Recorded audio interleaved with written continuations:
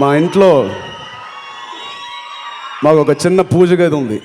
ఆ పూజ గదిలో మేము దండం పెట్టుకున్నప్పుడు ఆ దేవుడు మమ్మల్ని దీవిస్తున్నాడో లేదో తెలియదు, కానీ ప్రతిసారి ఆడియో ఫంక్షన్కి వచ్చినప్పుడు ఖచ్చితంగా మీరు దీవిస్తున్నారనే ధైర్యం మా అందరికీ ఉంది. దానివల్లే ఇంత కష్టపడుతున్నాం. ఏదైనా సాధించాలన్నా, ఏదైనా కొత్త ప్రయత్నం చేయాలన్నా మీరిచ్చే బ్లెస్సింగ్స్తోనే చేస్తున్నాం. ఆ బ్లెస్సింగ్స్ తేజుకు ఉండాలి. ఇందాక ఎవరో చెప్పారు చేదు చాలా మంచోడని. నిజంగా మా నెక్స్ట్ జనరేషన్